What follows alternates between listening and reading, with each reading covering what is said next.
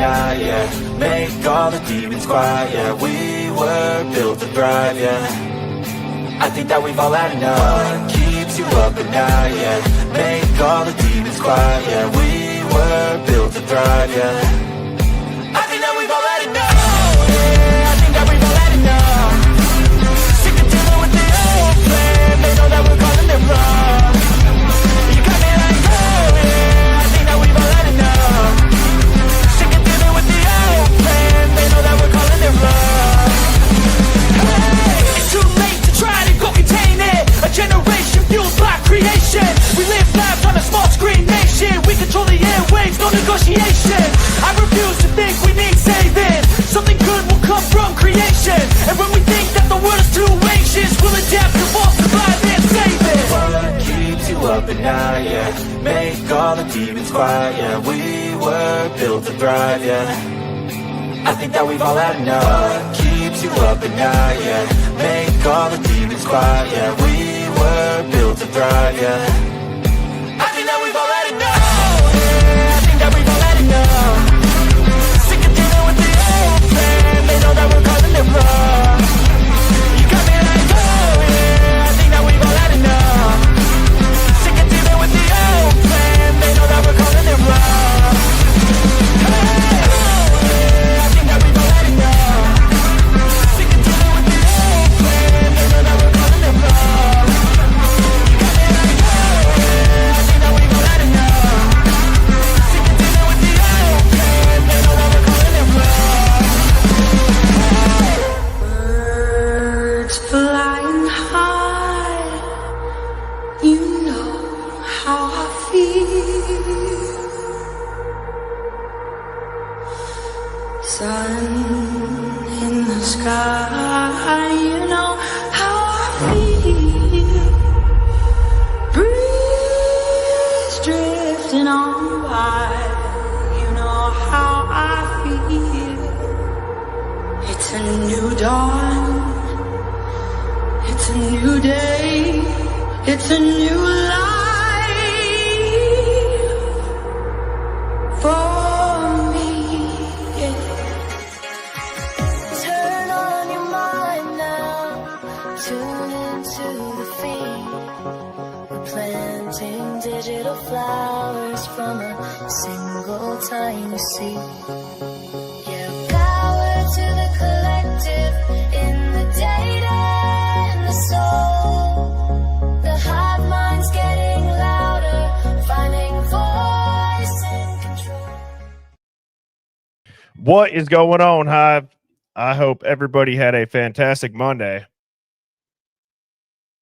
We got the audio coming in loud and clear. And I would tell everybody right now, you're going to have to buckle up because tonight is not going to be a, quote, normal show where it's just commentary or it's just content. I believe that what Devil's Advocates and I are going to get into should be considered a effing emergency broadcast when it comes through an official story being bullshit. And so I have DA backstage as always on Monday nights. If this is your first time in the Hive, welcome. This is a contrarian thinking live stream where we are not afraid to think past the headlines or question the narrative. So if you're easily rattled or offended on behalf of others, this is not going to be the stream for you. However, if you can easily see through the mainstream BS and you like to look into things, you are amongst friends, you have found your people, and welcome to the Hive. Now, I want to go ahead and say what's up to everybody. And I am hoping that tonight, if your eyes have not been opened in general to this new mainstream media culture of let's make a crime high profile, and then let's just stick our middle fingers in the face of everybody that watches our channels and not give them any transparency on it. It's not necessarily even just the news anymore. It seems to be public officials. And I say that just so that everybody can kind of mentally prepare, because I know a lot of people have some opinions on this, but I do think it's very important to talk about. And I also think that there's a lot of ties back, not just to Idaho 4, but the world that we are living in when it comes to high profile crime. So buckle up. Like I said, we are going to get into it. I see we got LA Mike's in the house. What's Gucci, my Louie? Wonders Deep. Gang, gang. What up, Crown? Pinto Sack. Yo, yo, yo. Gabby Girl says, hey, Birdie Gang. What up, Squirrel Nest? How you doing? Wonders Deep.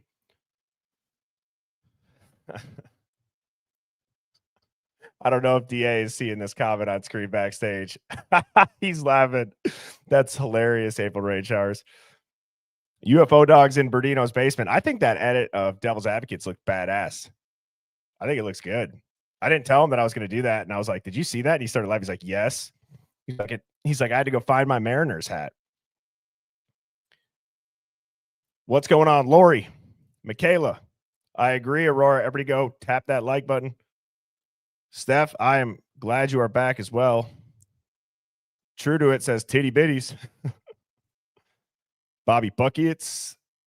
What up, brother? No, you're the man, Steph. What up, Cryptic Conversions? Good to see you. Carrie Graham's in the house. Shout out to one of my mods, Robin Lynn. She says, hey, hey, hey, Hive.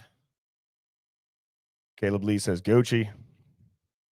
Sherry's in the house. UK Karen left the DNA already. Shout out to Mitty Witty.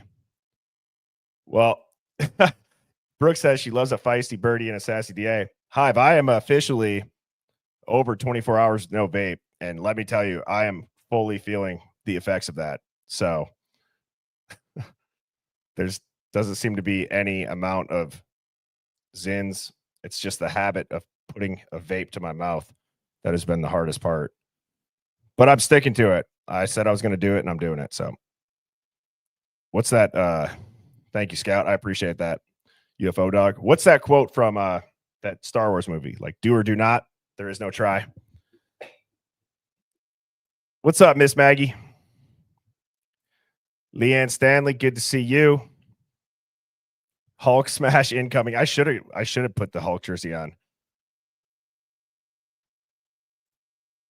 Thank you, Gamble. Mrs. Birdie's put me on blast because I got done streaming. I'm like, this isn't even that bad. Yeah. Well, all right, Hive. Without further ado, I'm going to go ahead. I'm going to bring up Devil's Advocates. And here he is. What's Gucci, my Louie? How you doing, brother? I was gonna say, with or without the lipstick tonight, I can't. I swear, you must have a chroma key on me on purpose to fuck with my lips when I'm on your show. It might just be a conspiracy, DA. I don't know. I'm thinking it might be. I think I only get this crap when I'm on your show with the whole lipstick thing. Yeah, but dude, about that is, I never see it on my end. So I think I do this. I'm actually colorblind. Like, I could never go and be a pilot. I could never be in the bomb squad. I don't know if I could get drafted. But in 7th grade, I found out that I was colorblind and I can't see greens, reds, blues, purples, blacks, browns. No shit. It all just looks the same. If anything, I have to memorize the shade. So wow, that's pretty trippy. It's more common than people think to be colorblind. Actually, but it's interesting. Yeah. So, and dude, my brother, he's colorblind too, and what's funny is when that happened to me in 7th grade, like nobody passed that message down to him. Like, hey, as you get older, dude, if you feel like you can't see colors, because for me, I couldn't see the green marker on the projector, like the overhead projector in school when they wrote in it. I was like, there's nothing up there. So nobody told my little brother that this is like hereditary or whatever it is.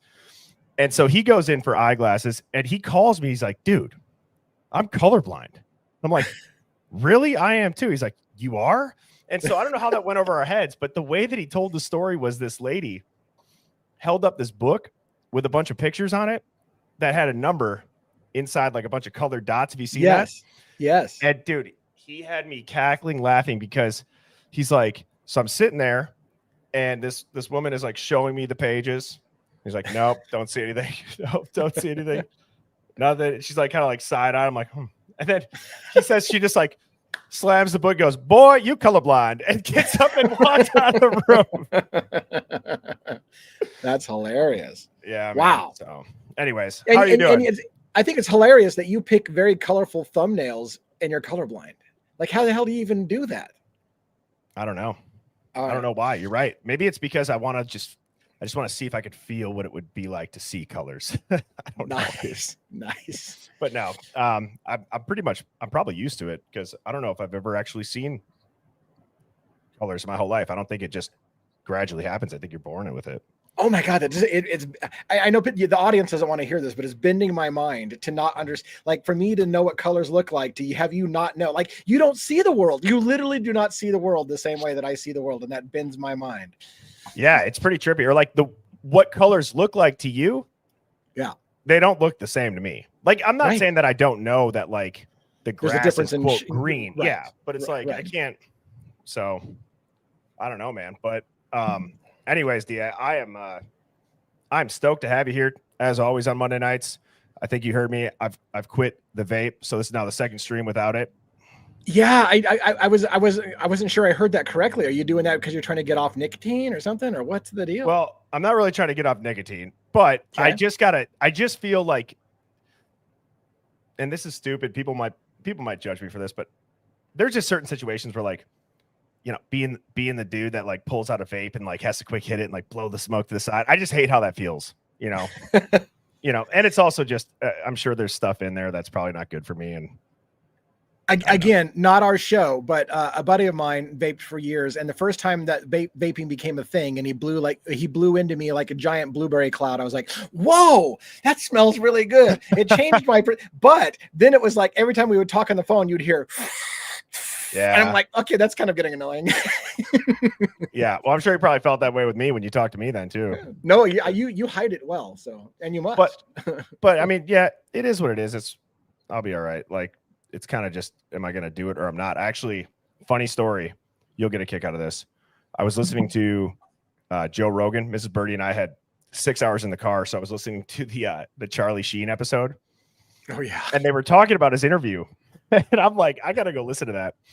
Not that what Charlie Sheen was doing and vaping is anywhere near the same, but just the way that Charlie Sheen was like, I was banging 7-gram rocks and I'm fine. I gave you people an experience that you're lucky to have gotten it. I got tiger blood, baby. Or like whatever he was saying. I'm like, dude, if that guy can get off that shit, I can get off this stupid nicotine. I get more done in the morning in my underwear with my first cup of coffee than you do all day long. I think that was one of his lines. I love that shit. I used to quote that, like, do more in my underwear before my first cup of coffee.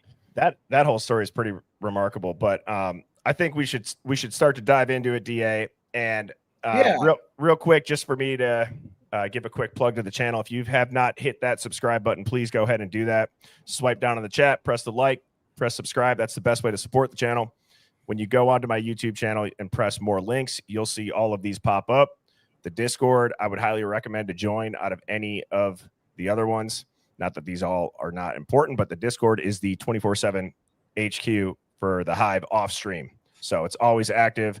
So I get the Hive Mind finds from, the questions of the day, and is probably the best way to get into contact with me. And then DA, I got your page up here. Thank you very much. Appreciate that. Yeah, that's it's growing. I got how many total videos do you have? I'm at like it says 483. Your thumbnail's behind, man. I think I'm at like 588 or something now. But anyways, how many videos have you done? Do you know? How many have I done? I have 317. Oh my gosh. Okay. Yeah. Well, fair enough. I do a lot of like independent videos, and you do a lot more lives, I think, right? Yeah, but I always post a quick cut the next day. Yeah. So technically that's 2 a day. Yep. I've been slacking on the shorts though, and also TikToks. It's just, I don't know what happened. It's just, it's different. I'd rather just spend my time and effort doing these lives, and if I can clip them, I can clip them. Yeah. But, yeah. So let's move on to the Discord question of the day. And I think this is going to set the tone. I was kind of talking to you about this backstage. This comes from Perpetual, and they said, is there a reason you're not covering the assassination? 48 hours before he called out a group of people to Shapiro. Did they have something to do with it? Is it too controversial for your Hive? Well, I will say this as bluntly as I can. I don't believe that there's anything that is too controversial for the Hive. Initially off the jump, I was a little bit concerned on how would I be able to talk about it or show it with all the goriness and kind of the YouTube moderation of blood and guns and shit like that. But I'm really not too worried about it. I feel like in the Hive, if I had to make the analogy, it's like, well, there's a lot of people that are saying with Idaho 4, stop victim blaming, stop victim shaming. I feel like I apply that same mentality to the Charlie Kirk. If you liked him or if you didn't like him, at the end of the day, if he's on your team and you're like, this is bullshit, or if he's not on your team and it's like, he didn't do shit anyways, that's not what the Hive is for to discuss. It's rather to talk about, are we being told the official story? Is it tied to something deeper? Are we all being manipulated and walked into a trap for some sort of whatever? I mean, that's what I'm passionate about. As I've always said this, I'm passionate about what I call narrative warfare. I don't like just taking things at face value. And so it's not too controversial. I've seen a lot of other content, and DA was telling me backstage about some things that he's been able to do to get around kind of maybe the censoring of some of the gore. So we will get into it. And DA, I don't know if you have any talking points on this. You're asking right now. Yeah, I mean, no, just like you're going to cover it. Yeah, I am gonna cover it, and and I will admit, when it first happened, I thought to myself, the first thing was, oh shit, this is like going to be one of the most polarizing stories in America. And then you simultaneously go, do I want to touch that, or how do you not touch that when it is going to be the biggest thing in America for a while? And in a way, it's tough, because even that day, right, that same day, wasn't there a shooting of kids in a school? And it's like that even got buried right away because Charlie Kirk's name was so big that it's like, oh, some kids got shot, and Charlie Kirk, by the way. And I was like, holy shit, this is going to take over everything. Dude, my gut tells me this is just getting started. Yeah. You know what I mean? Because I, like most people, probably opened up an app, and unexpectedly I'm seeing Charlie Kirk's neck explode 12 feet away from that one dude it was kind of the first video that went mega viral. And you just see it and you're like, Jesus Christ. And Mrs. Birdie had texted me saying, hey, I'm at the gym. I just saw Charlie Kirk got shot. Like, he's in critical condition. I'm like, what? So I pull it up. I texted her back and go, he's dead. There's no way he lived through that. There's no way. Right. And I think it kind of, caught everybody off guard. I think too, one of the other reasons why I didn't initially, jump on it right away was, I don't know, emotions are high. People don't think logically with that. And I understand kind of the human psyche aspect behind it when it comes to, the first few days of a big story like this. It's hard for everybody, no matter how many times you've looked into stuff like this, to kind of see through, okay, the dust is settled. Now there's a significant amount of questions that need to be answered. Would you agree, DA? Oh, 100%. And that's the problem. See, this is fundamentally the problem when it comes to this guy in particular, is I literally had to ask myself, what is Devil's Advocate's channel going to be? This guy made me have to reevaluate the question, because this story potentially is very conspiracy related. He could have been silenced by somebody because of what he was saying. So is it going to be a narrative shaping by the media, radical liberal who's declared war on conservatives? Or is it a conservative who Charlie, for them, wasn't conservative enough, so he shot him because he wasn't conservative enough? Is that even anything to do with it? Or is it a political assassination because Charlie literally was online to be possibly president someday with the track that he was going on and the youth movement that he was getting? And I thought to myself, I had to stop and ask myself, like, fuck, is this true crime? Or is this conspiracy theory? Because I've been following Jeffrey Epstein's thing for forever. And I thought, oh shit, I'm right back into the Epstein files, because I don't know how you avoid that topic with Kirk either. So I'm treating it with kid gloves as I figure out how to navigate this story, but you can't not talk about it. Yeah. And I think that's one thing too, that not that anybody cares how I think or view, how am I going to run this channel? I try to run it as if, like, who am I in my everyday life? Am I interested in it or am I not? Because if I'm not interested in it, I'm not just going to stick to a niche of, Idaho 4 or true crime if I'm like bored of it. Like, you guys don't deserve that watching it. And also, I don't really think I'm going to end up boxing myself into a niche. If it's a true crime, that's this narrative warfare. If it's a quote political assassination, or if it's, fraud on Wall Street, I'll dive into it, if I'm into it. So that does lead me to my first question, not only for you, DA, but also to the Hive, and I'll throw some answers up on the screen. What happened to Charlie Kirk, outside of the obvious, but like, what really happened? Yeah. I mean, I mean, as far as here's the thing. I mean, Birdie, man, I have a hard time with this because every single time something like this happens, if I say I'm not sure that shot came from straight on, it could have come from a side angle on that shot because that's what it looks like to me. All of a sudden, it's like, dude, is there ever a fucking story you ever hear that you don't think there's a conspiracy going on? And I'm like, if there's ever somebody who's at the center of a conspiracy, it's this guy.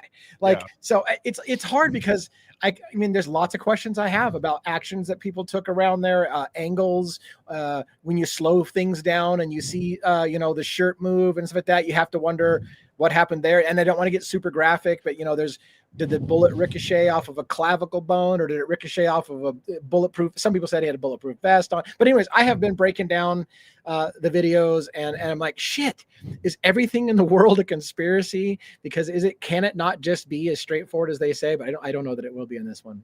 Well, I think we need to also talk about, like, let's start there. So a lot of people right away, they're like, there is no way that an amateur makes that shot. I have two things to say about that. So although I'm not a big hunter, I've shot a lot of guns, and with my dad growing up, we'd go to the range a lot. We didn't hunt because I would play football, and during deer hunting season in the Midwest, we were still playing. But we'd go to the range, and what I've learned is that if you get a scope dialed in and you're just relaxed and you're shooting a 200-yard shot, there are kids that can take it, make that shot after a couple hours.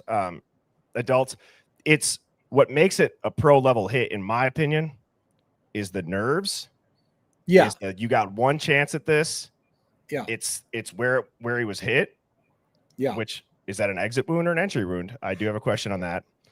Where and I don't want to derail, but I think we need to address that. In my mind, it is possible that somebody who is a novice or above amateur could have taken that shot and could have gotten lucky in general.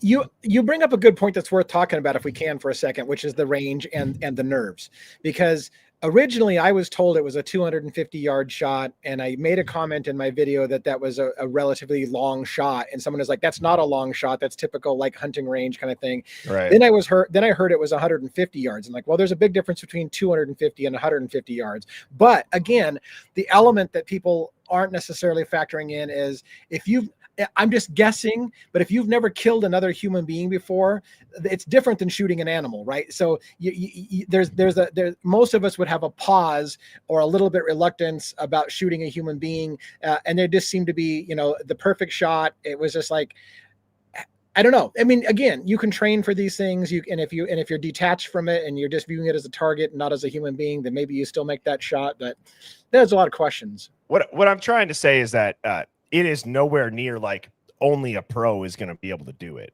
I mean, right. You know what I'm saying? Right. And also the type of round. If you don't understand, like, was it a 223? Was it I think they said it was a 30-06, right? So the wind and the trajectory in that short of a distance. I mean, maybe it affects a 223 or a 5.56, but a 30-06, it doesn't drop in the wind nearly as much if you're using a hunting rifle, right? There's a difference in the ballistics of it. And I'm not trying to sound like a gun expert. It's just I grew up. My dad sold guns, and I do know a thing or two about shooting. But wait a minute, let's stop for a second, because in a way it wasn't a perfect shot if you think about it, because if the shooter was probably going, I mean, I hate to be blunt, right? But the shooter was probably going for a headshot. Well, he didn't really hit the head. Neither did he hit the chest, which would be like the biggest target to hit. It was like in the neck area, whatever. So was that a sign of not a perfect shot? It was close, and it was, because again, it's close range. But would you have shot that particular area on purpose, or is that just a little lower than they were shooting for, a little higher than they were shooting for? Well, we also have to talk about too. Are you, or is anybody in the hive wondering, is that an entry or an exit wound? Now, again, I'm thinking out loud.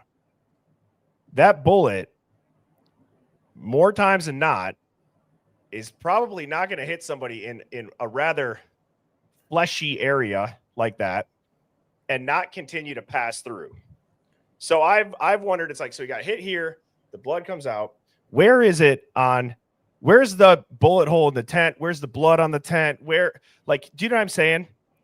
Versus if it came from the side and then it came out and then I don't know.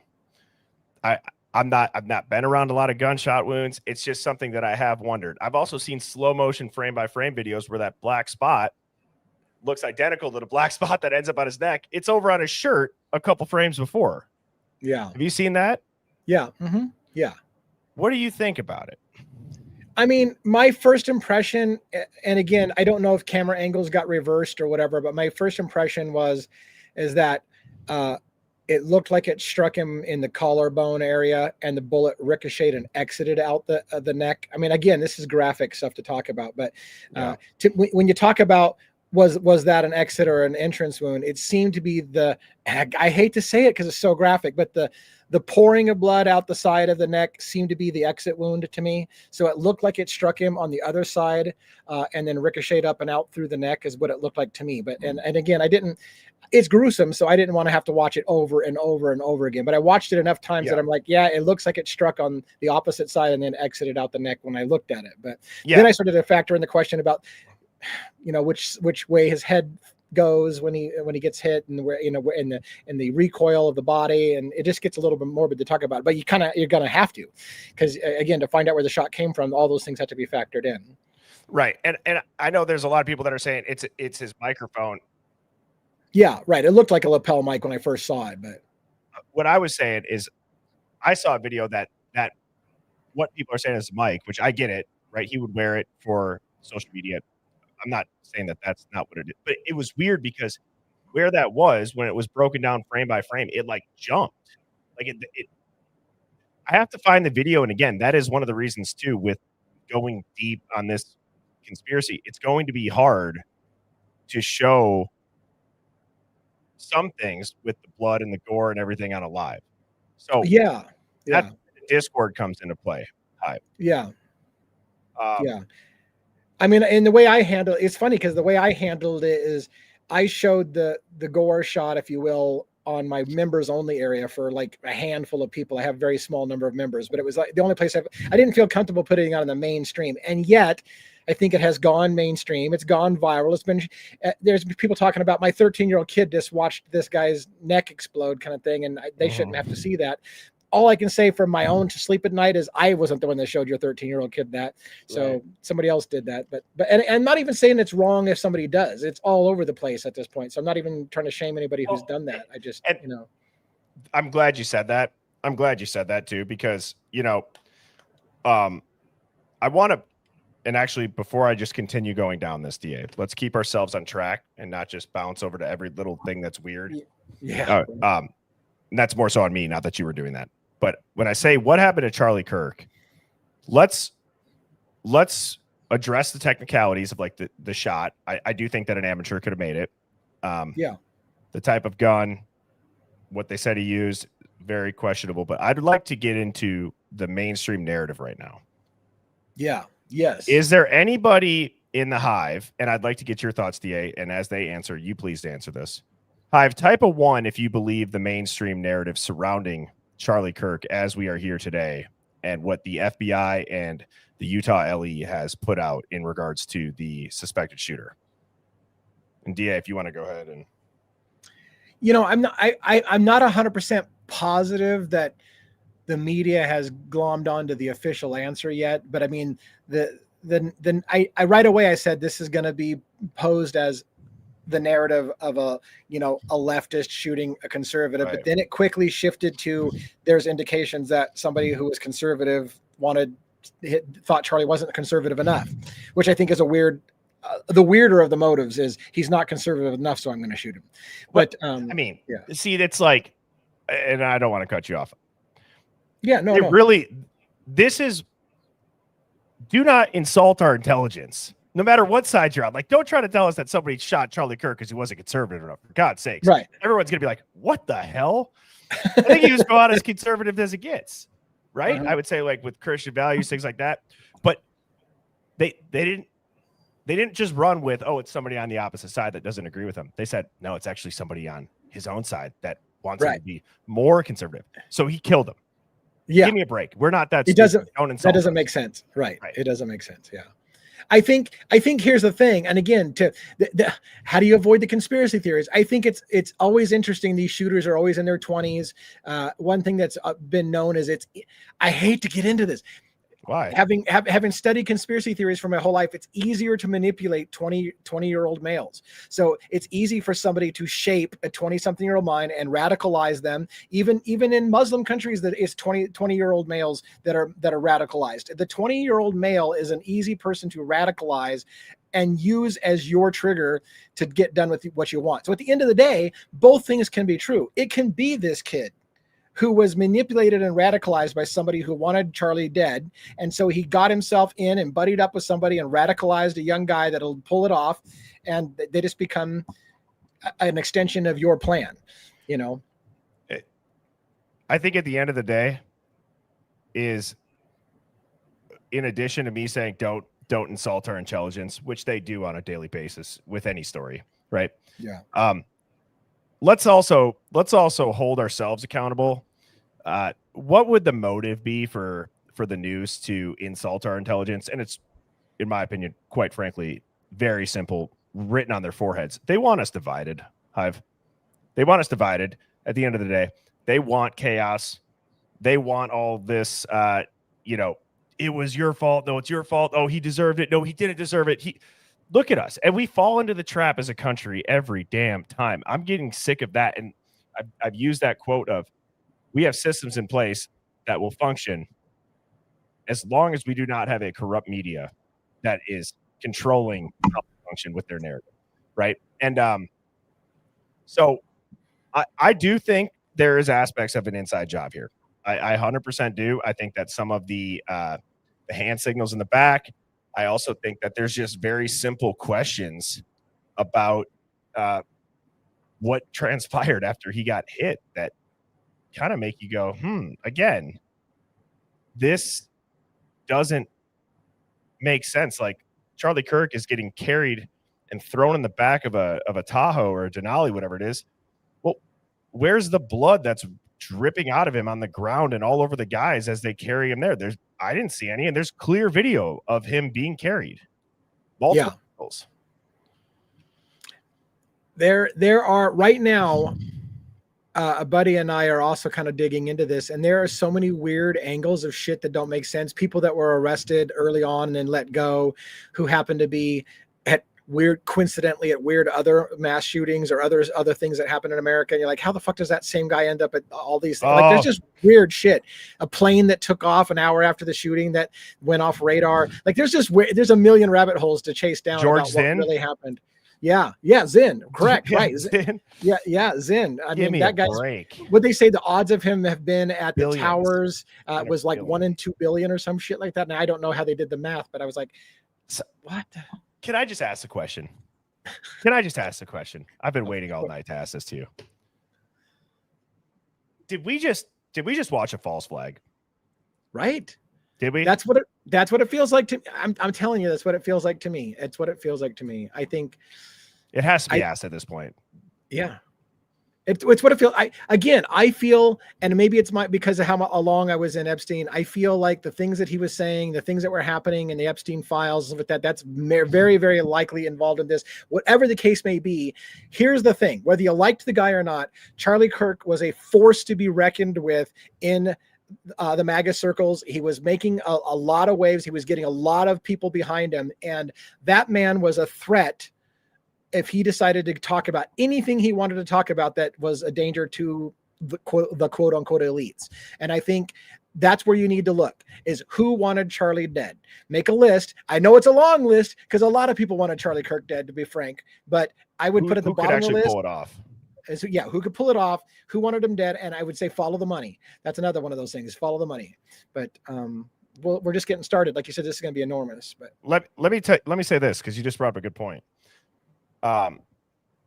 You had said there's a lot of people that want him dead. Can we also address the fact that if it was a professional hit, let's say there was some foreign intelligence or rogue intelligence aspect, would you agree or disagree with what I say here? They didn't take him out because he's out there talking to youth about Christian and conservative values. Now you could say the influence maybe, but I think if it was somebody with some sort of intelligence ties, rogue or foreign, or rogue at home or foreign, I believe that it had to do with who he was connected to and what he knew, and they knew that he had the platform to expose it if he chose to. Yeah. Not if he just would have stayed status quo with what he was doing. I think they knew he knew something.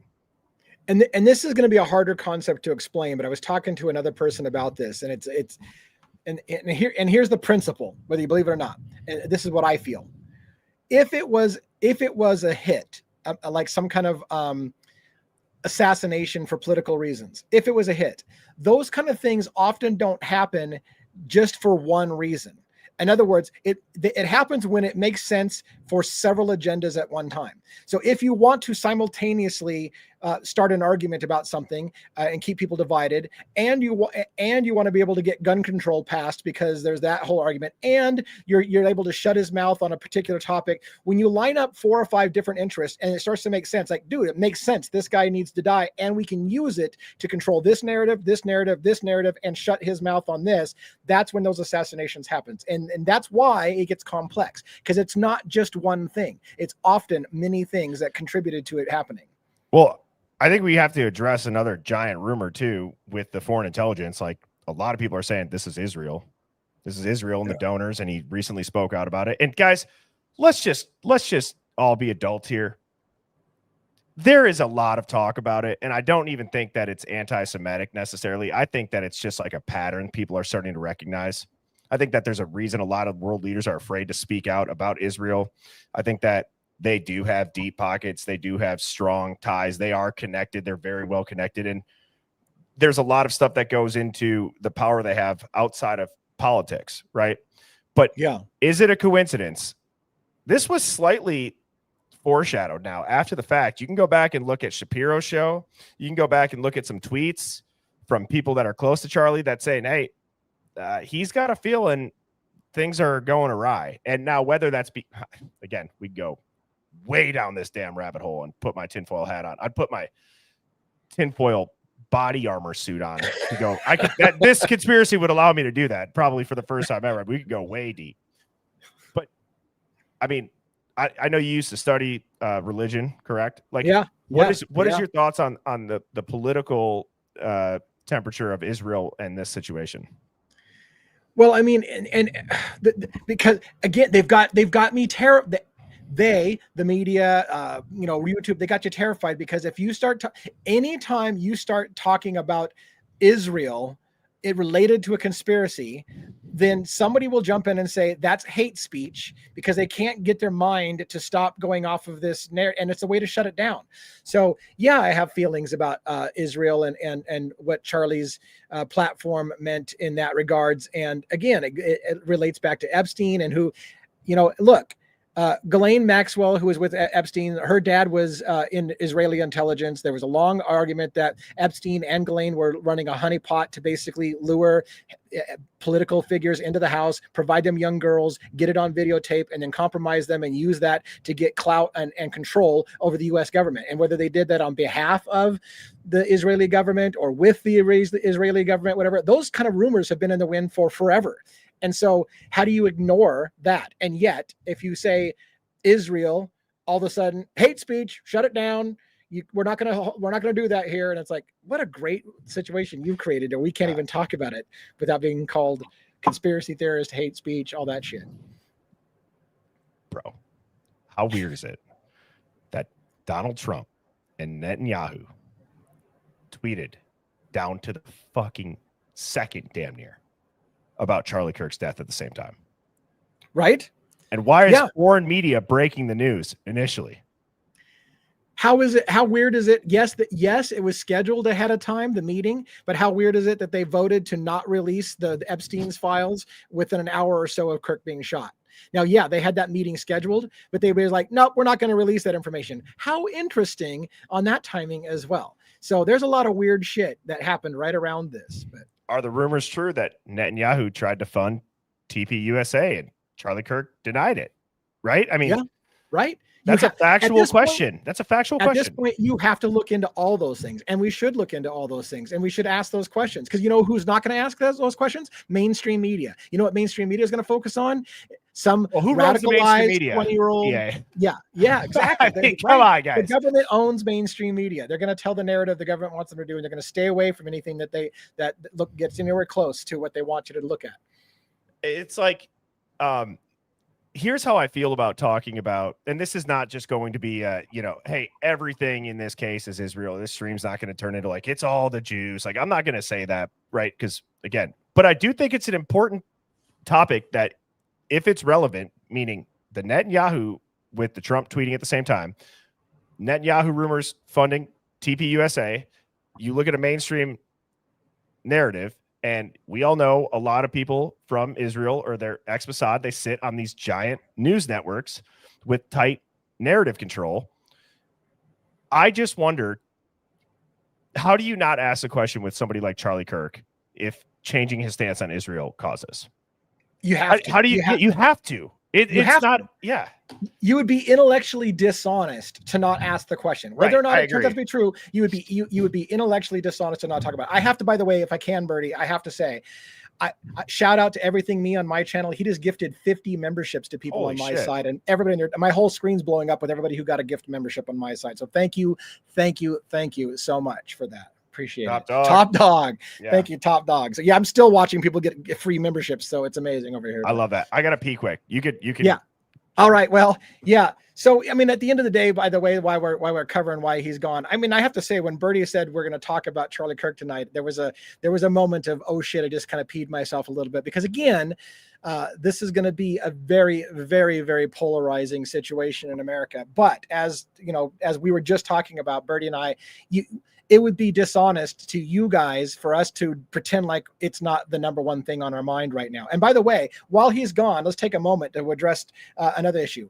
Luigi Mangione is facing a hearing tomorrow in New York over the shooting of Brian Thompson. And if you don't think there's connections, not necessarily connections to the two shooters, but if you don't think the media is already making connections to things that happened in that shooting to this shooting, for example, engraved bullet casings happened in both cases, right? One was against a health insurance CEO, where there was engravings on the bullets that said deny, delay, defend, or depose. And now we have bullet casings that are engraved in this shooting. We have a 20-something-year-old male athletic who's shot the guy, same kind of situation. They're already making those connections. Both of them have gaming references. There was Monopoly money left behind at the other shooting. So pay attention to how that narrative is going to be shaped as well, because I'm telling you, Luigi Mangione's name is going to get brought up more and more in this situation, just like they did when Tamara shot up people in New York and said, oh, that was inspired by Luigi Mangione. Watch them quickly say that this shooting of Kirk was inspired by Luigi Mangione. I would not be surprised. That would be wild. I could hear you. Mrs. Birdie is watching you on her laptop, so I could hear you talking about that coming up. Sweet. I wasn't sure. No. I was just going to say, like, the theme that I was telling you backstage and what I kind of said in the intro is, I don't think that it's a coincidence, DA, that every time something major like this happens, the news is so quick to make sure all of the mainstream channels align themselves. Yeah. Very quickly. None of them waver, which is concerning. Real journalism, if there's 4 different news channels, there should be 4 different takes. We are being deceived with the perception of choice. Here's the thing. Let's talk about that. I'll try to be brief. Let's talk about this. If you're one of the major heads of news, if you're at CNN and Fox, your ABC News, whatever, you have access to the president in the press room, right? You're invited to the White House to cover news. So how easy is it for them to say, if you cover certain topics or if you talk about certain things, we will no longer consider you real news, and you will not be invited to the White House. You will not have access to the president. You will not have access to this. And so it's self-control.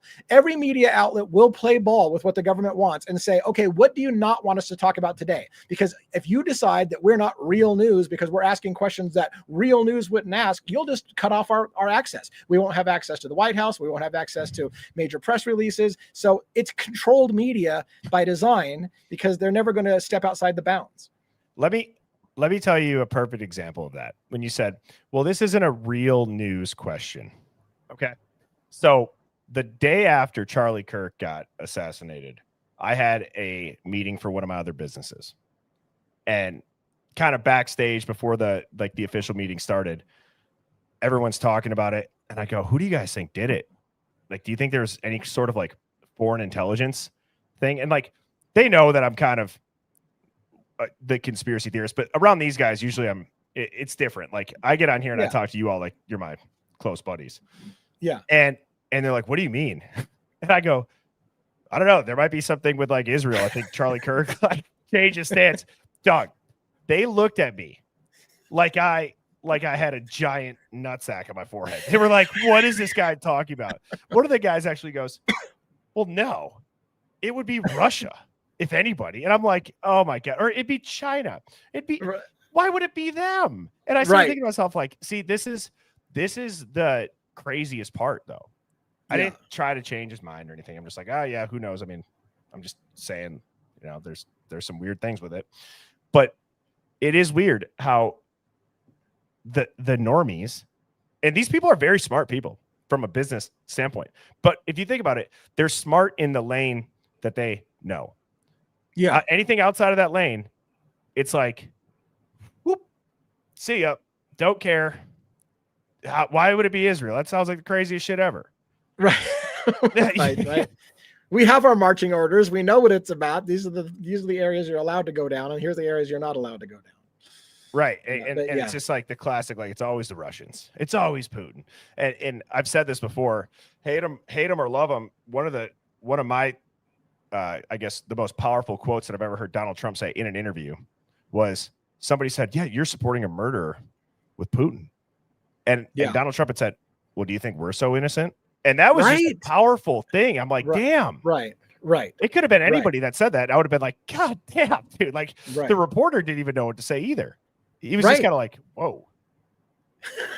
And it's true. Right. Like we're not that innocent as a country at all. No. And no. And that's, I mean, I don't want to, there's a phrase that I grew up with, which is love your country, fear your government. And here, let me say this, like, not anti-American stance, but we don't do things in general as a government for altruistic reasons. We don't do shit just because it's the right thing to do. We do things because it makes financial sense and it gives us power and it gives us sway. If we do anything in the Middle East, it's because it gives us control over the Middle East. If we do, so again, at the end of the day, people who are not paying attention will be like, oh, we do all these great things. We don't do jack or shit if it doesn't benefit us some way, power or money ways. But that's the world that I live in, at least. But here, I'll share with you my first theory.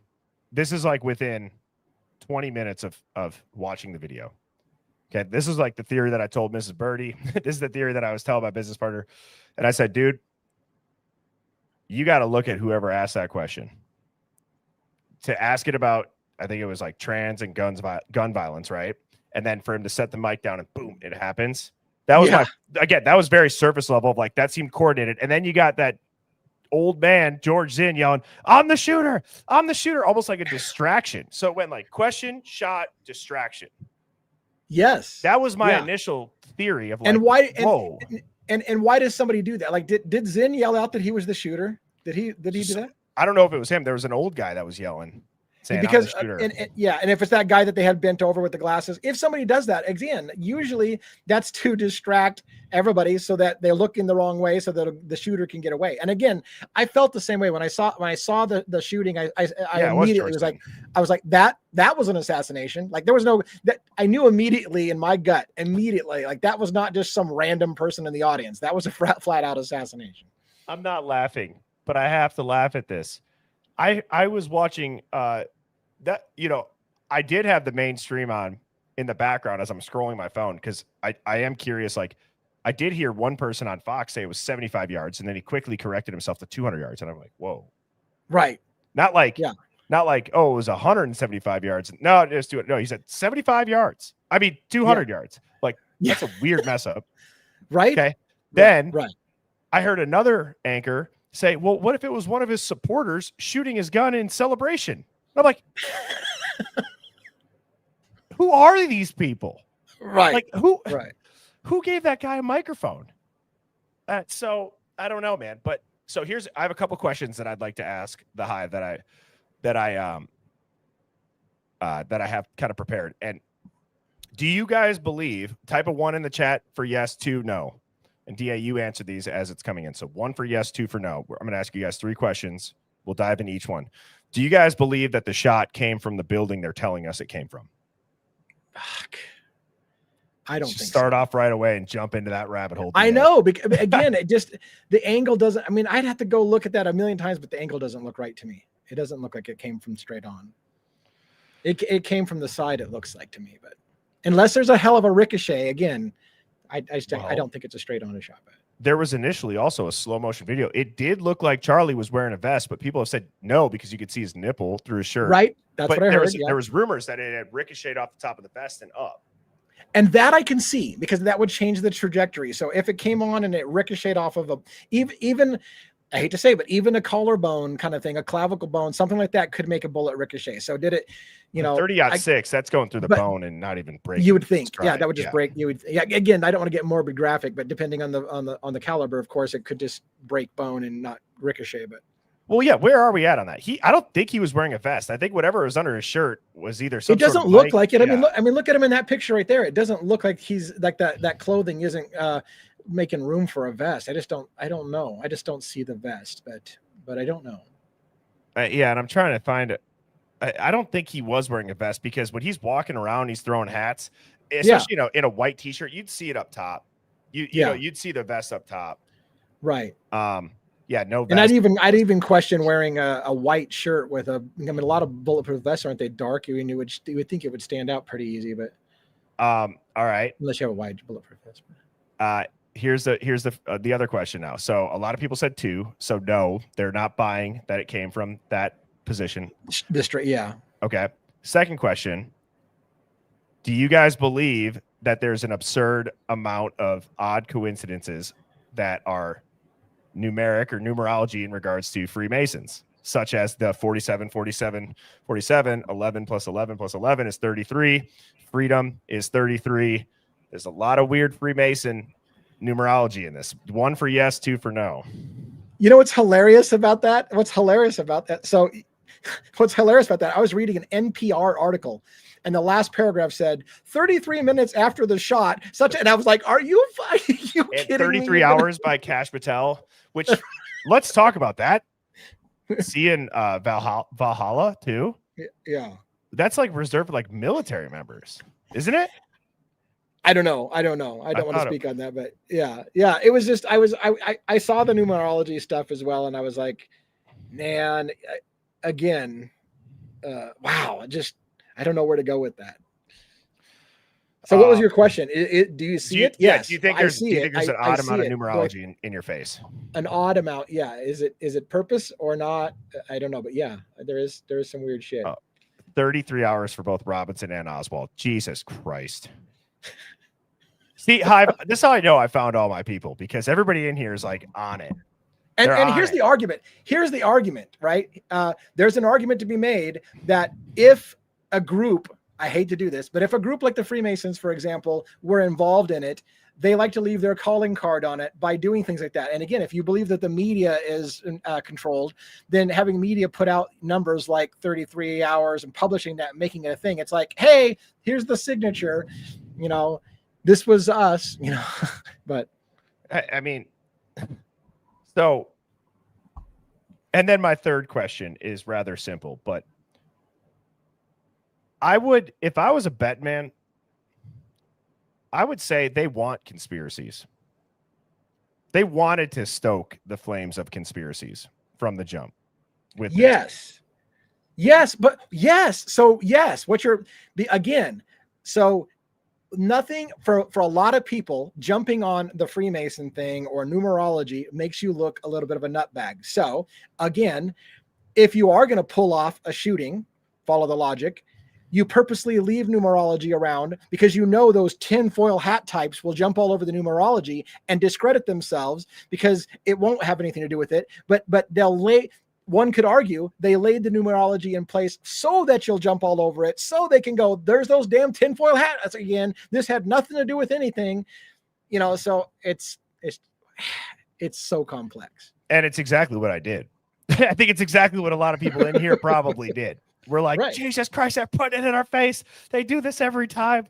I mean, it's just like, so, I mean, those were like my big three questions that I had. And I have a couple of other ones. I mean, like, why would the shooter disassemble the gun just to reassemble the gun, wrap it in a towel, and then leave it in the woods? And yes, and citing a scope if you're not a professional shooter. And you understand, if you drop a gun with a mounted scope on it, I mean, you could knock the scope and change it by, you know. oh yeah, even if just a little bit, yeah. So, I mean, what do you think about the gun? Is that even the right gun? I mean, like, it didn't make it. Yeah. So I have to say, my spidey senses went off with the, okay, so he plans all this and does a getaway and then just leave. And why would you wrap the gun?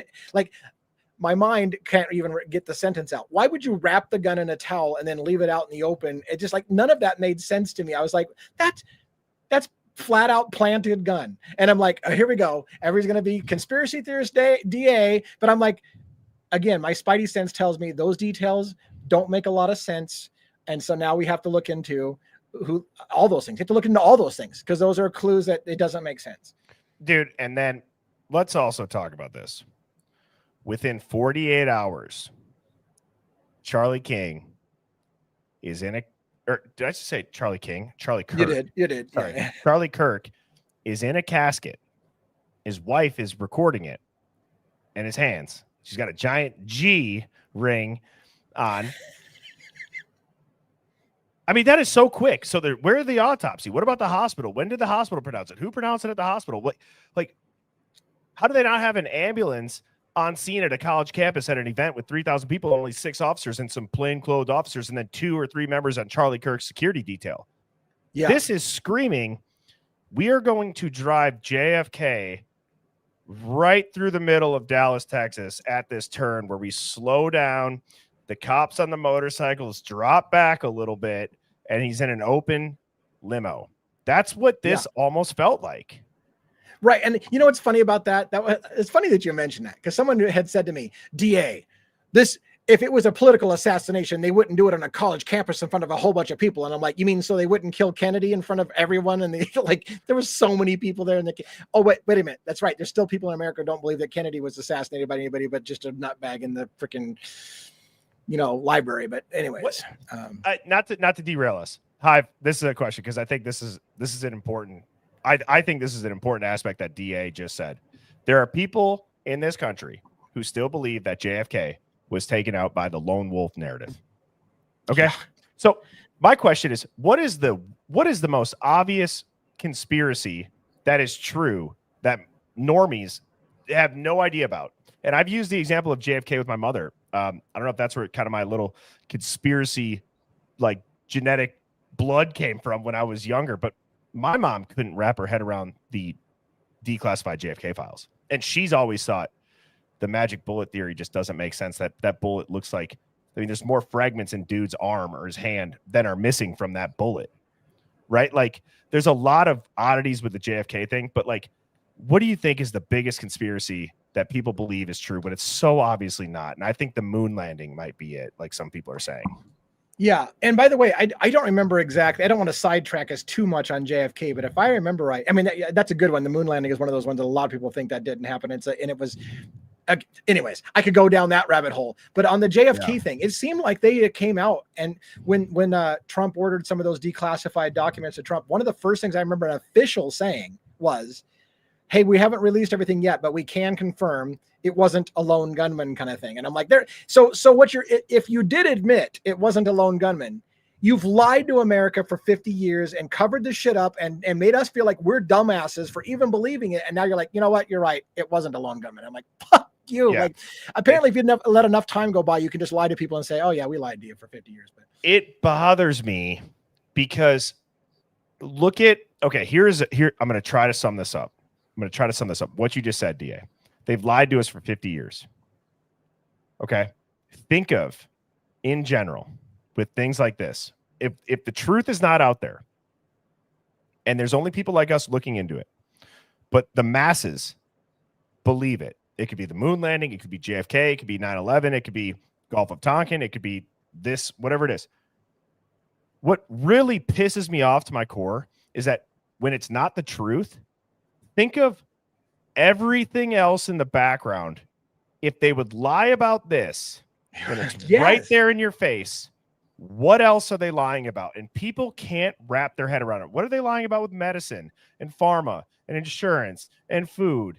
And like, Yes. you know, guys, just there's so much stuff that's like, they'll put this in your face and give you the finger and laugh as they walk away. Just like, you guys are never going to, they're never going to believe you. I can't stand that. I can't stand it. Yeah, no, you're right. I mean, and I swear to God, like there's a certain percentage of the population that no matter how many times the government gets caught telling you or admitting that they lied to you about something major, they still like, no, You're going to pass. So that was then. That's usually the case. Well, that was a long time ago. We haven't done that kind of shit for a long time. Like, really?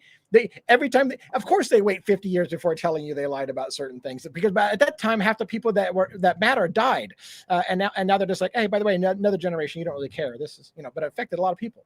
The thing that is encouraging though is, like, I don't know, are you an X?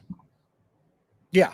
Okay, so I will say, X does seem to be the platform that most, quote, like news conspiracies or like obvious contradictions get called out on first. Yeah. It seems like it goes like X and then TikTok.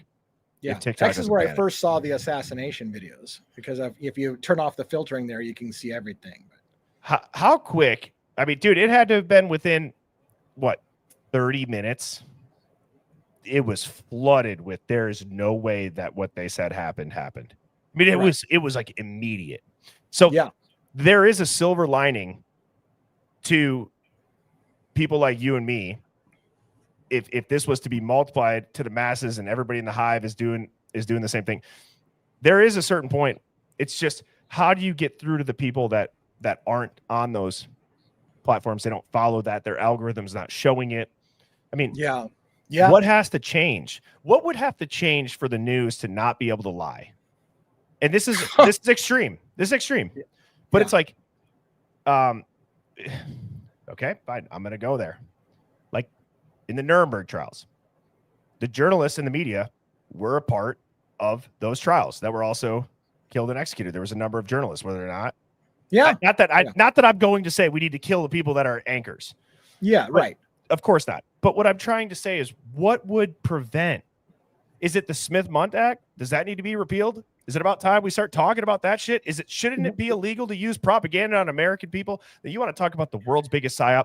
For God's sakes, I swear to God, if this Charlie Kirk thing was a psyop to repeal the Smith-Mundt Act, and they go, see, this is what we are allowed to do because this act is in place, which, dude, realistically, that does allow them to do shit like this. If that was repealed, they couldn't do that. That's deep, but we can go there. It is, and it is, and I didn't tell you this, and it's not because of any. Or reenact it. What did I say? Repeal it? Sorry, I meant. Yeah, right. Yeah. Was it repealed? That allowed the propaganda? It was put. I think that was put into place that allowed the government to basically use propaganda against the United States citizens. Yes.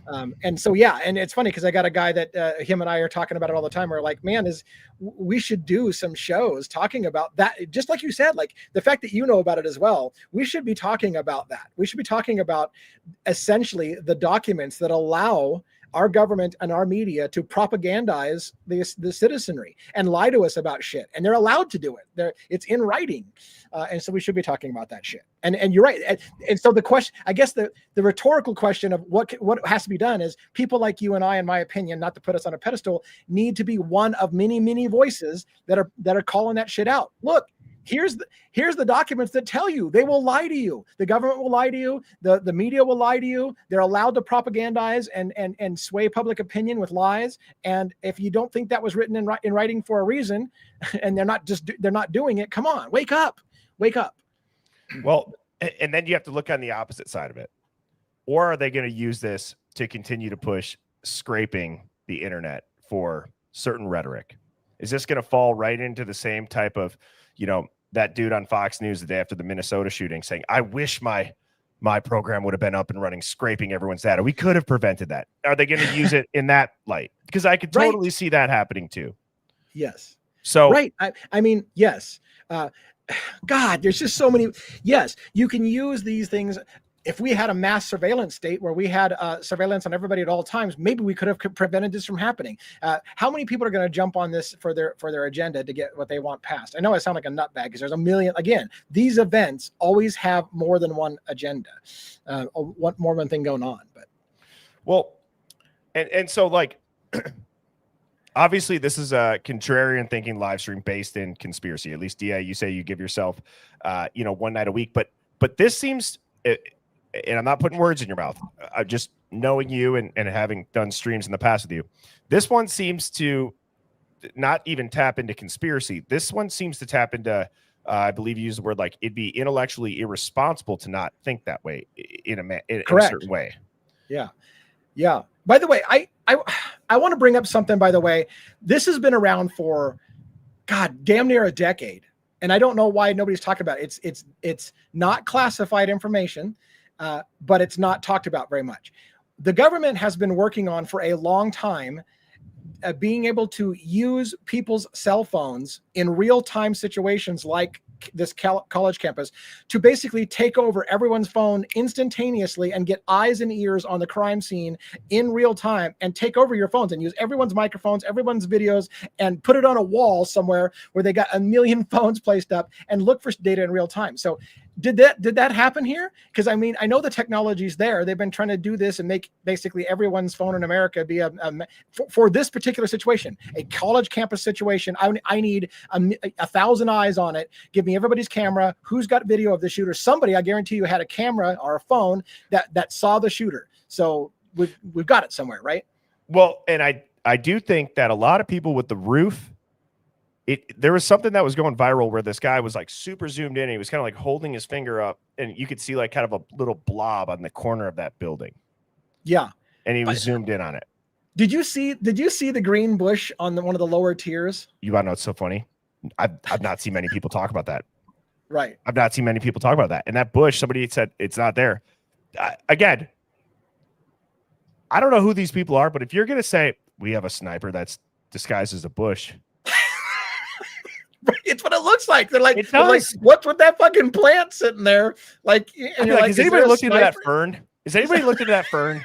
That fern looks like it's got a 30-06 fern. Right. That's a suspicious fern. I mean, God, like, yeah. And so I kind of want to go back to that Smith-Mundt Act in 2012, right? Which is, we know it's the legal framework that domestic propaganda is allowed to be pushed through mainstream media. Do you have your thoughts on that? Like what would you, because are we that naive to think that propaganda wasn't being used on us pre-2012? No, I mean, yeah, no, I think propaganda has been used on the public forever, but they're getting more sophisticated with it, I think, and making legal loopholes to do it as well. I do think that Modernization Act in 2012 that did happen, though, it was like it was the kill switch on mainstream media having any notoriety stay. They got the green light that we could just light everything on fire. There's no repercussions. Yeah. Yeah. And we do need to educate. I think we do need to work that in more and more, talking about to educate people about what's happening. Yeah. With the control of your media and the control of the narratives and all the control. Just it's massive amounts of control of the population, shape the narrative to what you want, make them look left when they should be looking right, and all that shit. That's what we should be talking about. Right. And for anybody that doesn't know what the Smith-Mundt Act is, it was originally passed in 1948, and it was meant to prohibit the U.S. government from broadcasting propaganda to its own citizens. So it was illegal for your government to propagandize you. That got repealed. Yep. That changed in 2012 under the Obama administration when it was, quote, modernized under the National Defense Authorization Act, NDAA. And isn't that funny? They always make it sound like this is an act that's going to protect you. Yes. It's the National Defense Authorization Act. America, Everybody likes defense. Propagandize you. Yeah. Yeah. You know, but what that did, the big thing that did is it removed that ban on domestic propaganda. So it made it legal for the United States government to create fake news, fake footage, fake narratives, and broadcast them directly to you. I'm going to read that again. By modernizing the Smith-Mundt Act in 2012, what the Obama administration did was make it legal for the U.S. government to create fake news, fake footage, fake narratives, and broadcast them directly to you. That is terrifying. It should be terrifying. It should be absolutely terrifying. And if you don't think that Hollywood and all those movies with those special effects and the CGI, they can't do that shit in some set and then broadcast it with a little MSNBC, CNN, Fox News logo in the bottom left corner instead of having Paramount Pictures or whatever it is, they could do that. Yes, they could do that. And you know, it's so once, and I'm reading the article that I'm reading an article off of Google, and it says once this act was passed, the floodgates opened. CNN, that could be damn near just be a Pentagon partnership at this point. Fox News is not independent. They could be run by foreign billionaires and DC think tanks. NPR, you think it's about facts? No, they could be federally funded, just filtering lies. So every single outlet in the corporate mainstream is now legally allowed to lie to you. And they're creating a manufactured reality. How trippy is that, DA? We have two different realities in our life right now. And the worst part about it is the only chance you have of combating a legalized propaganda machine of your military or your media is things like this. But then the algorithm controls what we're going to be allowed to say, or whoever's in control of the algorithm. So it would be even easy for them to silence people who are their detractors. So you got your mainstream media that's allowed to lie to the American public and even create fake footage to make them believe something happened that didn't happen, so that the American people will go, rah, we got to go to war about whoever we want to because they just did something that I saw on TV, so it has to be true. And then if somebody like you and I calls it out, how long before they start shutting us down and finding so that you can't talk about it? Dude, what if Charlie Kirk's death is literally just a Smith-Mundt operation? Right? It'd be legal. It'd be right. Legal. It would be legal. It would be illegal. Yeah. No, it would be legal. Yeah, that's what I'm saying. Right. Oh, I thought you were saying illegal. No, it would be legal. Yeah. And because again, it doesn't have to just be journalism, right? You could have a state-sponsored narrative construction, and to think that that's only going to be used. Who knows for what reason? They could do it for anything.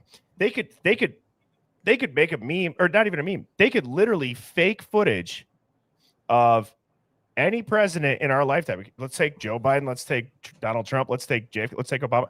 They could have them shitting their pants on the Oval Office, and honestly, right? They could sell that story, and it'd be like, everybody should know this. It would be easy. This is what I mean. Everybody should know this. It would be easy for the president to have died in office in a heart attack or assassination, and them still put him on TV doing press conferences and stuff like that, and you would not know. The AI is so good, you could see a president who already is long gone still running the country by AI, and most people would never be able to detect that guy's not even around anymore. They're just putting fake footage out there with new speeches they're writing and a figurehead doing AI talking to you, and everyone's like, "Oh, I know he's alive. I just saw him yesterday on TV." Well, maybe he's been dead for 3 weeks, and you don't know because AI is so good they could fool people easily. Dude, it's like a weaponized reality. It literally it's like a weaponized reality. It's like, well, hang on. Why would we tell the country that the president is dead? Why not just keep and why wouldn't you say it's even good for national security? We don't want to panic in America that the president's been killed. So let's just make sure the president's still giving speeches. We won't tell people because then they might freak out. They won't feel secure. So for national security purposes, we're just going to go ahead and do fake AI footage of the president giving speeches from the Oval Office because it would be more dangerous to America for them to realize he's been assassinated. And you want to know what's crazy? There's some people that would say, I agree with that. Right. Yeah. And just like, so let me get this straight. And I'm going to read this. Okay. Charlie Kirk is one of the most public facing political influencers in America. Love him or hate him, right? But he's gunned down publicly in a way that makes no ballistic sense. There's no blood trail, no blood spatter behind him. There's really no forensic chain of custody on his body. Next video we see of him, he's already, what's that word when they prep you for your funeral for the open casket? Is it embalming? Yeah. Embalming. Yeah. Within 48 hours. Okay. The foreign leaders knew about it before the American press. The camera behind him and all of TP USA's cameras right in front of him, the 4K ones. No one's seen that footage. The suspect, the original one, is at 9/11 apparently. And now he's screaming he's a shooter. The body's buried again within 48 hours. And this is the gun makes no sense. What they say the guy did with the gun. And this is just supposed to be normal. Just nod your head, clap along, go along with it. No, it's not news.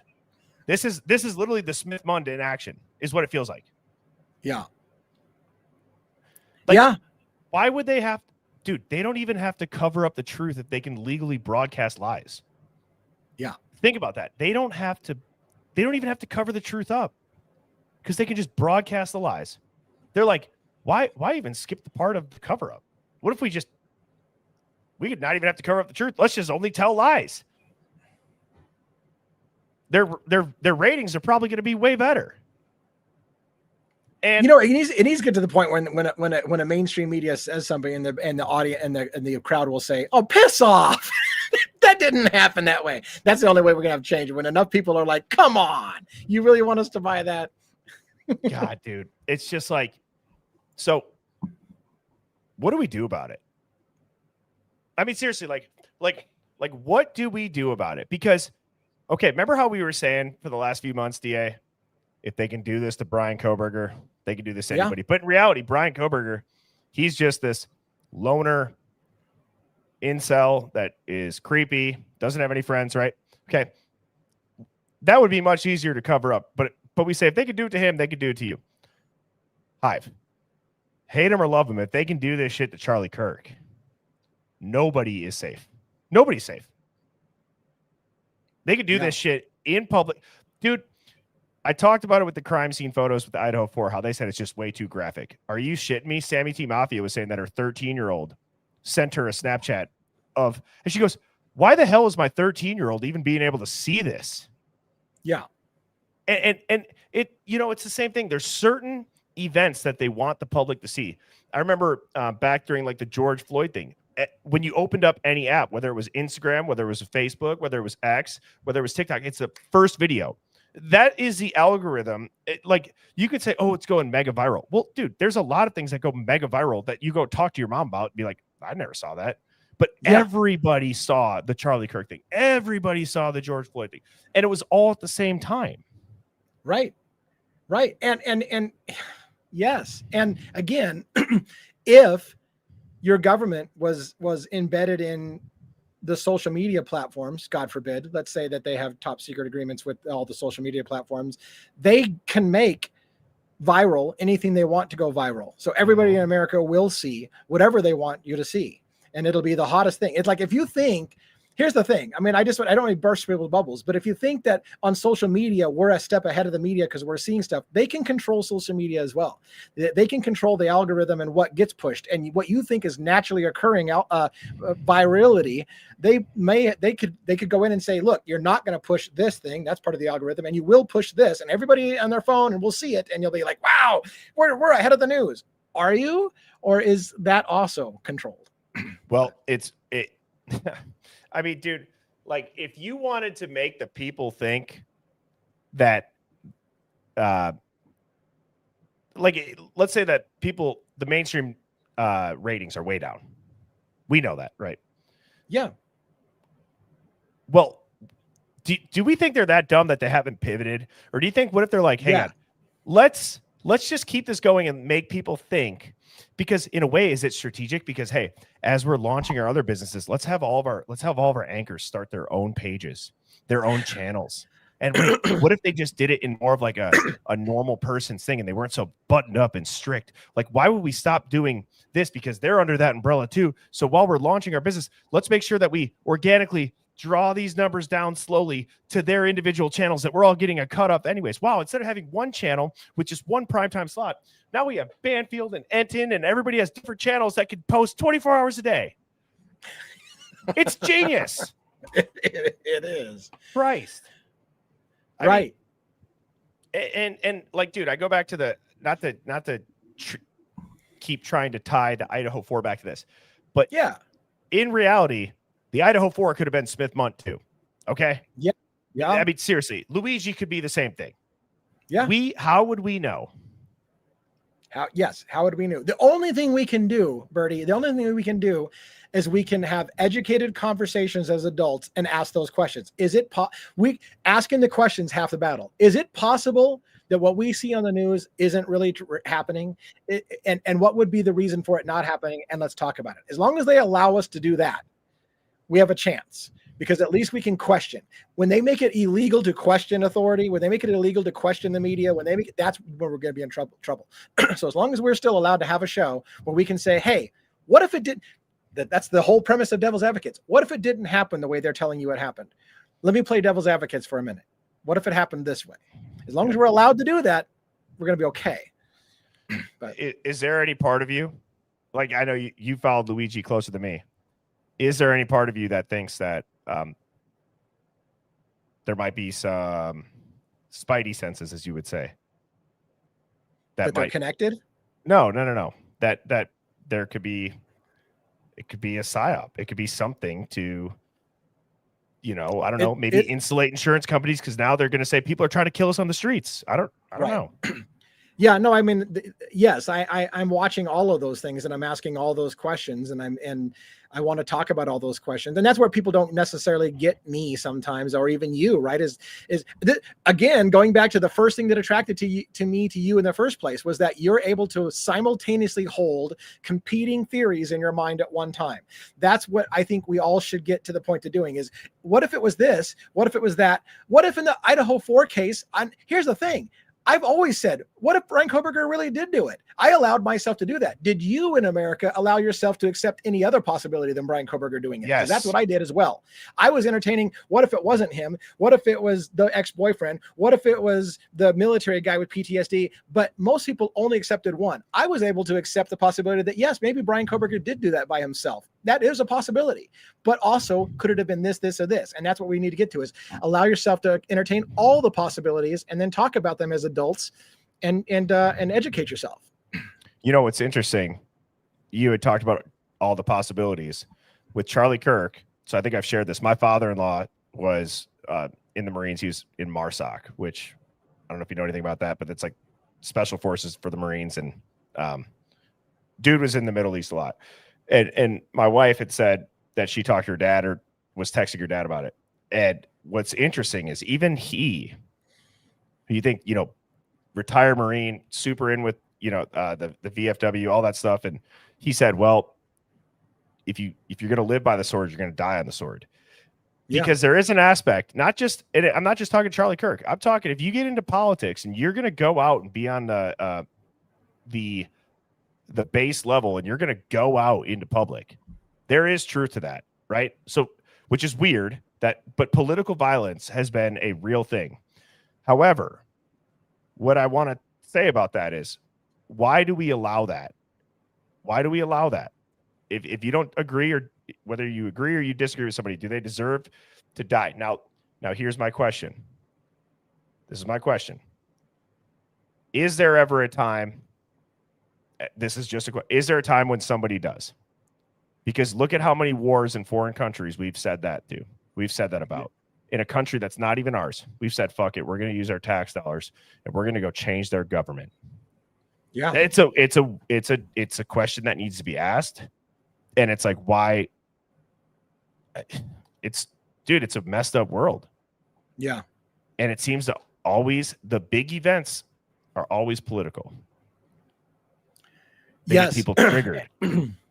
And if it's the one thing that I'm going to try to do with the Charlie Kirk situation, is I'm going to try to get people to tamper the extremism and talk like adults and just be rational about it. Pocket the emotion a little bit. Again, Charlie Kirk is a polarizing figure. It's gonna lead you to want to go to the extremes. Don't fall for the trap. Like Birdie was saying, there's an argument to be made that it's the conspiracy term. They're trying to control. Who's the they? But the point there is true. There is control over the masses if we're divided all the time. There's a reason. I don't want to go to soapbox. There's a reason why we're a two-party system, and you're told that you only have one choice. You're either Republican or Democrat. We fight each other, and yet you know that those people are in bed with each other in the same companies, investing in the same companies. A house divided against itself cannot stand. Right. Well said. And so we need to stop thinking in extremism and pointing to, well, you assholes over there think this way and you're all bad. Get rid of that shit. Let's just have good conversations as adults and talk this out. It's low IQ. It really is. I'm sorry. It's low IQ on both sides. If you guys can't see, and I'm not talking to people in the hive, when I say if you guys, if I had a bullhorn to the world right now, I would say, if you guys can't see that we are in the position that they have worked for decades and decades to get us into, and we are all continuing to fall for the trap over and over and over again. What they want no part of is for us to not agree, but not turn against each other. Right. We don't have to agree. We just can't turn against each other anymore. If we do not come together, and I'm not even talking just in America, I'm talking the people. If we don't come together soon, dude, we are so beyond fucked. It's not even funny. I hate to cut. I'm telling you, we are FUCKED in all capital letters, as big a font as you could fit on the screen. And that's what we are. If we need to learn how to disagree and not be divided. That's it. And I'm glad you said it, because that's where I was going to go. We need to learn a skill that we've lost in America, which is being able to respect somebody when you disagree with them. We've lost that. And we have been taught, we've been trained to hate somebody because they don't think like we do. How about we try this? Hey, I don't agree with you, but I can see where you're coming from. Wouldn't that be amazing if we could just treat each other like that? Hey, I don't agree with you, but I can see where you're coming from. Instead of, you're a piece of shit, Nazi, whatever, blah, blah, name calling, rhetoric, blah, blah, blah, hatred. That's where they want us at. Let's stop that shit. I would even say this. That was a very, I'm agreeing with what you're saying, but that was a very PG thing that I don't think people who, even myself at times, can, when you're emotionally heightened, say that. Even if it was this, DA, let's say you say something, I go, and I say back to you, that was the stupidest fucking shit that I've ever heard, DA. Right. But can you tell me why? Right.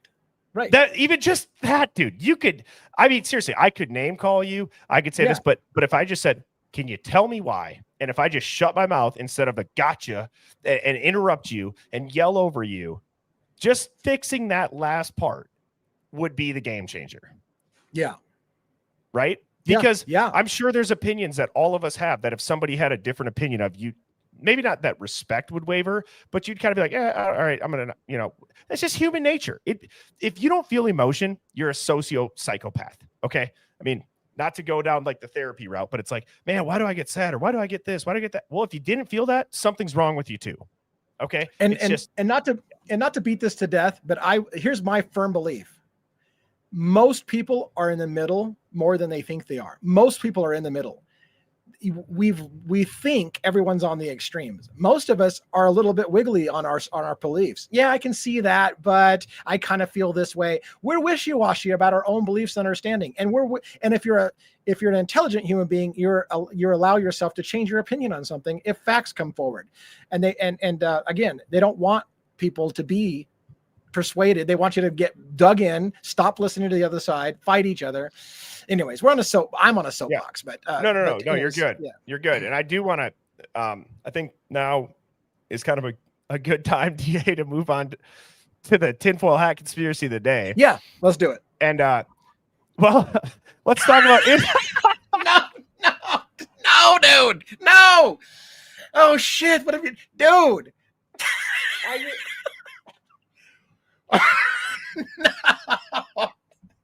All right. I'm on. Hold on. Let me get my game face going.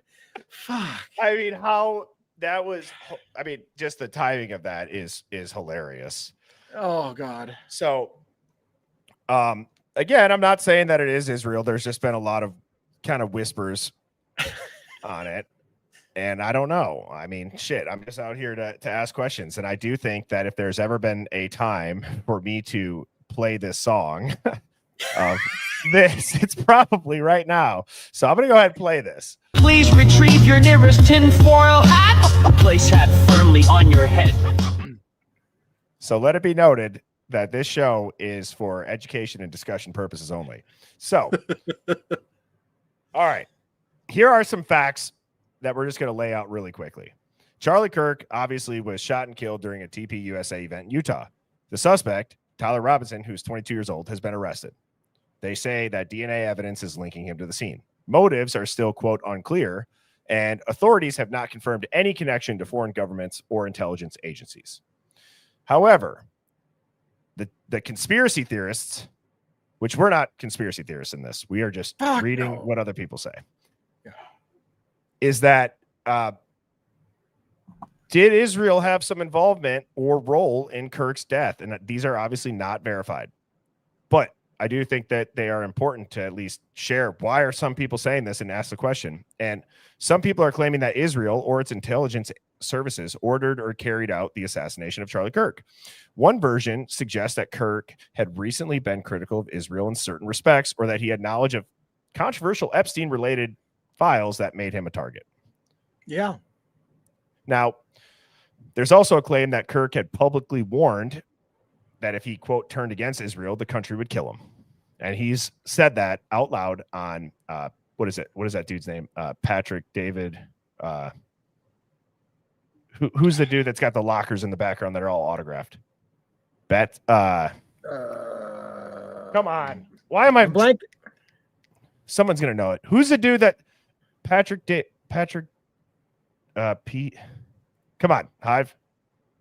Bet David. It's on the tip. Yeah, PBD. Okay. Yes. Patrick Bet David. Thank you, guys.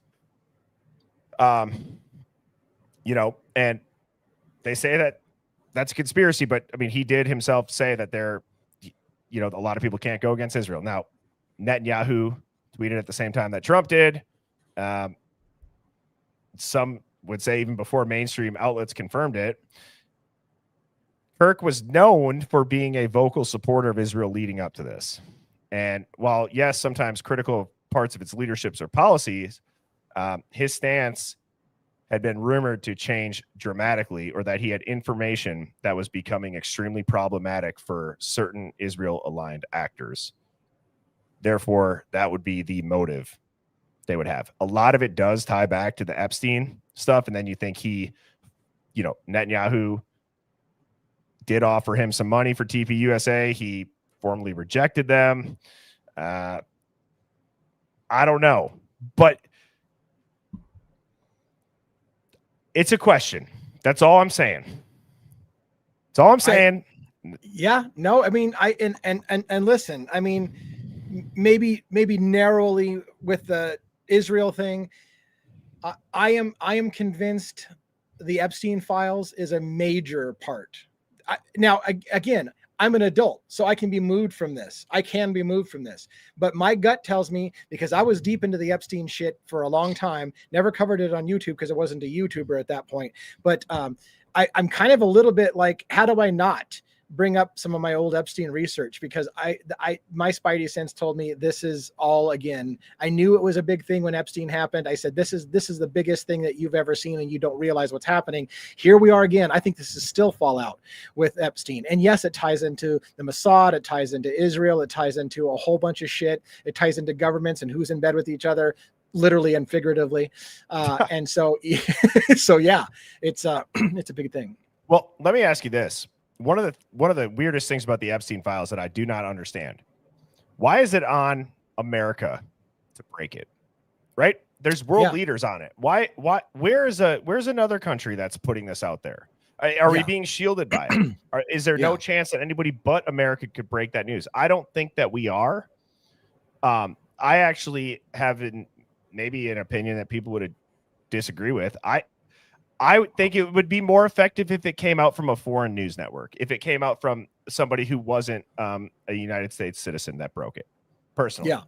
I think it would hold a lot of weight in Americans' eyes, because then there wouldn't be the bias of, well, that person's this side or that side. What if you just said, hey guys, here's the list, and yeah, there's a shitload of prominent figures on it that let's be honest, they weren't just going to have a weekend getaway to drink Mai Tais with Jeffrey Epstein and shoot the shit. Right. I can tell you that much. I mean, they're being honeypotted with underage girls and blackmailed with that film. That's what happened. Yeah. Watch.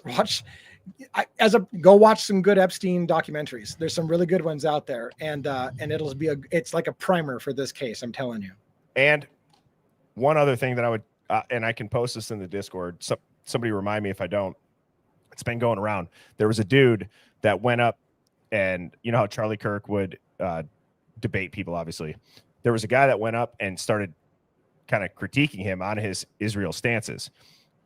Go listen to some of the very obvious, and this was only like a year or two ago, stuff about Mossad and 9/11, where Charlie Kirk's like, wait, what? Things like Charlie Kirk didn't know that there was a passport from one of the hijackers that just so happened to fly out of this guy's blow through the pocket, building and land on the street, the building and land with no singes, and they just so happened to find it sitting perfectly. And oh my God, they're showing it on the news. It's a hijacker's passport. It didn't disintegrate. Didn't blow up with anything else. And he goes, I'm not familiar with that. I'm like, how are you not familiar with that? That was like one of the selling points, that this is one of the guys. They found his passport on the ground. What are the odds of that? No. And Birdie, in that story, I screamed at my TV when I heard that. Are you fucking kidding me? Back in 01? Tell me a passport. Yeah, back when it happened. Wow. When they said there was a passport on the street, I was yelling, are you kidding me? Like, we're to believe that a passport blew through the building and landed on the street of one of the hijackers. Anyways, that's a shit. So, but yeah, Hive, interesting that he didn't even know. Yeah, and I want to do a temperature check. Personally, I'm not necessarily quote done covering the Idaho 4.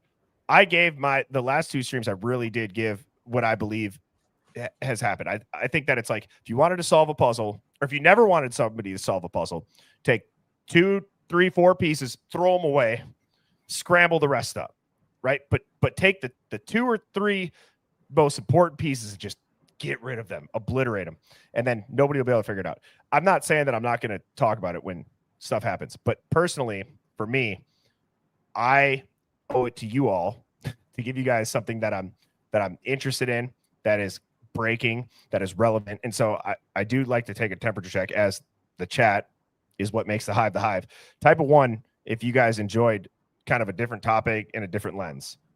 Type of 2 if you didn't. And it's okay if you didn't. I'm not saying that I'm not going to do things that I'm interested in. I'm only going to. Oh, that's good. That's good. I see some 1s, and that's good. Good. On my side, yeah, and your side, yeah, good. That's encouraging. Like, I was a little bit of, you froze. Birdie froze. Okay, I'm back. He's back. All right. Well, that's good. That's good. That makes me feel good. And I'm glad, because ultimately, too, let's be honest. Brian Koberger, he's one of 2 things. He's either all capital letters, Fucked, as big a font on the screen as you can fit it, or we were. Birdie froze up again on my side. God damn, am I freezing again? You did freeze again. See, now is not the day for my internet to go up, because I'm fiending for a vape right now. So, okay. And I'm going to cut somebody. Okay. Like, I'm like, what the fuck is that strawberry watermelon posh? But like, I was talking to Robin earlier, and I had said, just kind of about how there's no way that any defense attorney wouldn't be ready to make their career on the Brian Koberger case and prove everybody wrong. There's no way. Yeah. I'm sorry. Right. And I'm talking off of the documents. I'm not even talking conspiracy. There is enough reasonable doubt you could drown in it. Yeah. The entire state of Idaho could drown in that reasonable doubt at this point. And the fact that nobody's doing it is, I'm sorry.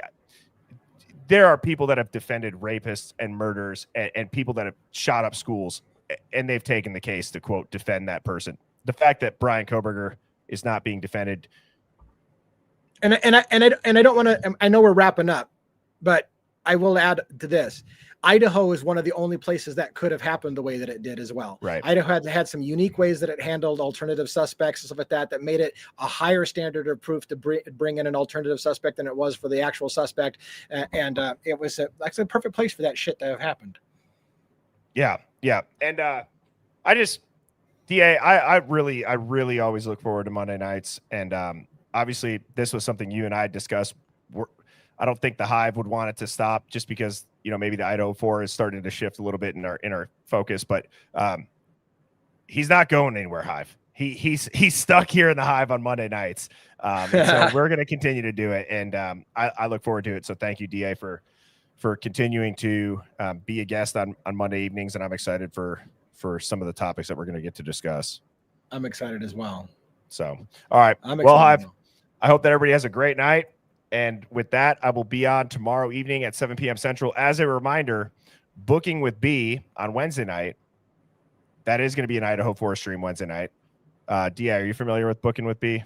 No. She's over on TikTok. She's honestly, she's been carrying the boats over on TikTok from nice. At least my algorithm with some of these documents that have come out, pointing out some really, really interesting oddities. So she's going to be in the Hive on Wednesday night. And I'm looking forward to that. And then Sammy T will be Thursday. Tomorrow, I'm going to start putting together some videos that I'm going to kind of quote vet. That's not ultra gory of the Charlie Kirk thing. I'm going to get some aerial views. And I would actually like to get, I think also talking about the Charlie Kirk opens up the Hive for a lot of really, really interesting guests. I would love to get Scott Payne and have him talk about the Charlie Kirk and the FBI and just kind of the processes that he's experienced, not as quote undercover, but just that's, you know, or if he knows somebody that is big time investigators, that would be fun. So, and if you don't mind, let me real quick hit. Tomorrow is a big thing in Luigi Mangione. If anybody on here is following Luigi Mangione, he has a court appearance, a hearing in New York. That is a huge one. I've done some videos today. I've got another video I'm going to put out here shortly. It's going to be everything you need to know about Luigi Mangione in 15 minutes or less. I think it took me about 17 minutes to do it, so I failed. But anyways, point being is that watch that. We got Long Island Serial Killer is going to be a focus on Wednesday. And then go Murder Metal Mayhem on Thursday. And so anyways, so there's stuff that I'm doing as well. So thank you for watching. And last shout out real quick for Everything Me for dropping 50 memberships on my side. Thank you so much for that again. Yes. And then also Hive too. If you guys see George Webb live, tell him to check his email because I've been trying to get him on the stream again to talk about this Charlie Kirk stuff, which I know George Webb is just out there doing his thing, man. I mean, have you heard of, we got to get going. DA, I will save that for next Monday. Yeah. But anyways, I hope everybody has a great night. Thank you for tuning in. This was a great live, super encouraging. And DA, I will see you next Monday. Have a good night, everybody. Later. Cheers. Right. Birds flying high, you know how I feel. Sun in the sky, you know how I feel. Breeze drifting on by, you know how I feel. It's a new dawn, it's a new day, it's a new life.